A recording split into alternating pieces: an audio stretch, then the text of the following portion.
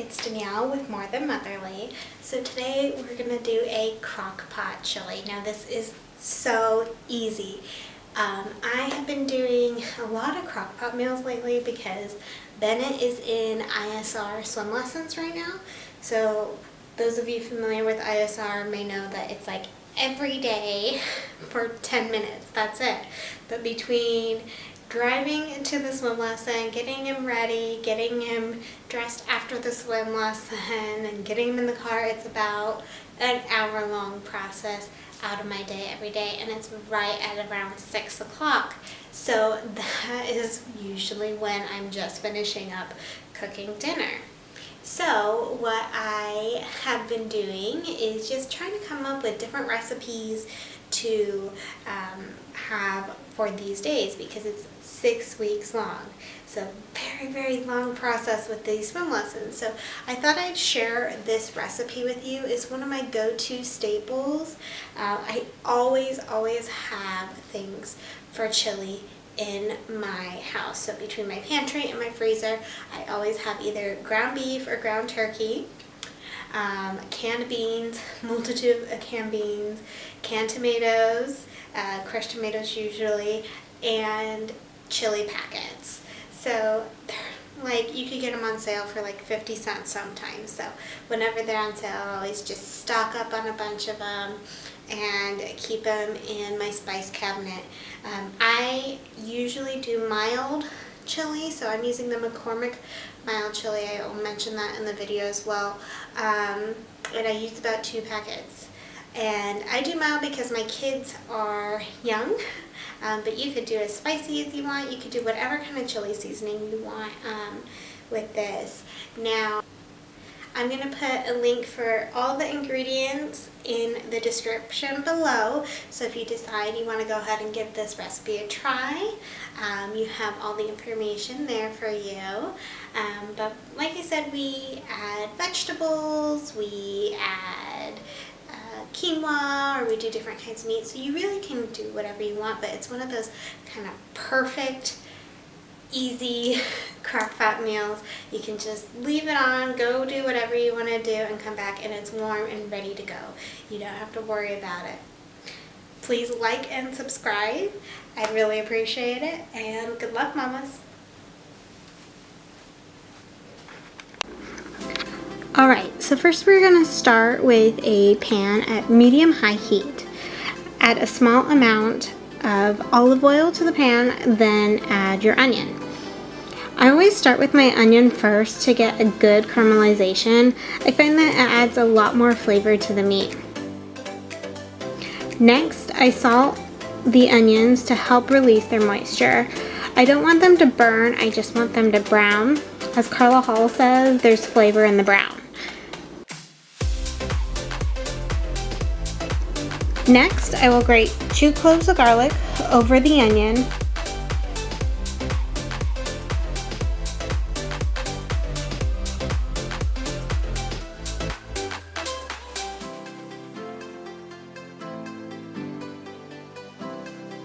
Now that my onions are brown, I'm going to add my beef.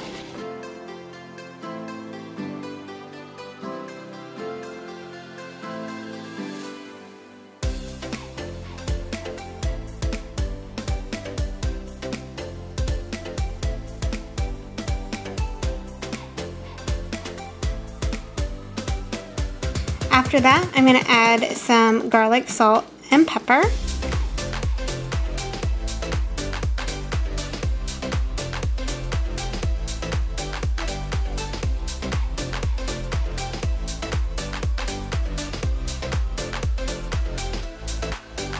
Now I'm going to mix the onions into the hamburger. This is why I cooked them first.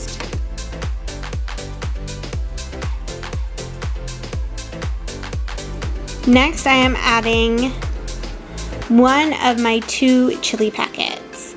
I'm using McCormick mild chili packet. I'm using mild because we have a rule in our house that the kids eat what the adults eat. I found that my kids eat much better when we all sit together and they see that mommy and daddy have the same things on their plate. Once my boys were old enough to eat table food, we had them eating whatever we made for dinner. This just means I have to sometimes make things a little bit more mild. My husband loves heat, but there's nothing a good bottle of sriracha can't fix. Once all the spices are mixed, I let it sit in the pan. This allows the meat to brown. It won't brown if you keep on moving it. Now that my beef is all cooked, you can see some of the pieces are sticking to the pan. That is a gold mine of flavor.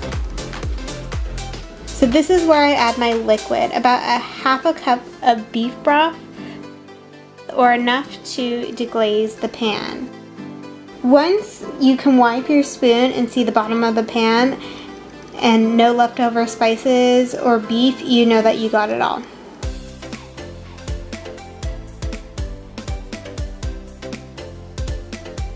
Next, I'm adding my beans to the crock pot. I've got dark red kidney beans, great northern beans, and black beans. You can really use whatever canned beans you like, just make sure you rinse them fully before putting them in. Now this is the part where you just dump everything in.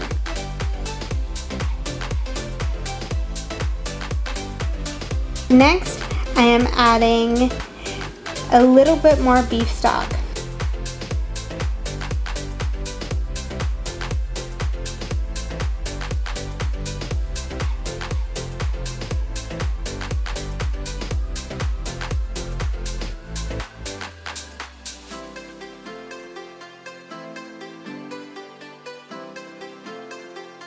I'm adding a green bell pepper for color and texture. You really could add whatever you want. I've done chili where I add corn or squash, if I have leftover quinoa. I even add lentils occasionally, but if you do lentils or uncooked quinoa, just make sure you add the appropriate amount of liquid to compensate. Then I add a 28-ounce can of crushed tomatoes. My husband doesn't like his chili too tomatoey, so this I feel gives enough sauce and tomato chunks to get that good chili base. Next, I am adding a little bit more garlic, salt, and pepper.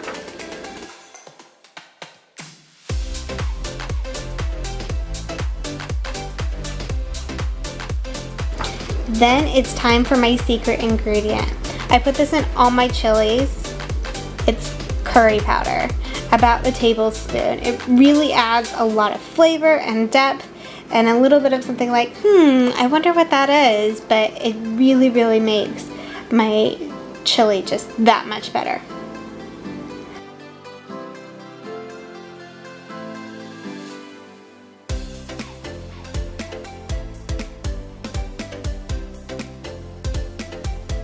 Then I add a tiny bit more beef broth and leave it on high for about an hour.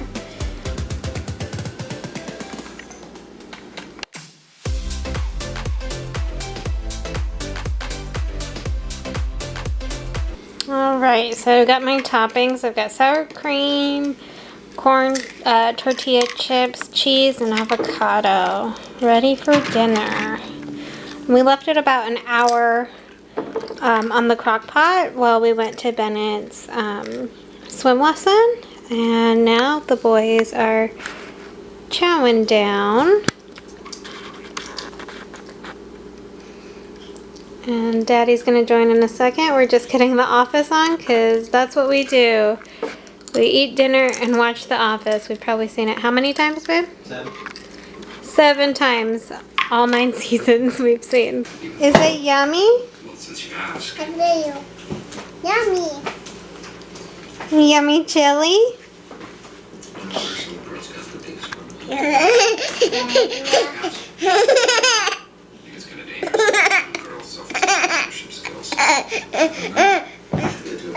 Mommy. Bennett must have his, huh? Cheese. Cheese. Did you have fun at your swimming lesson? Okay. Take it. Cheese. Premium.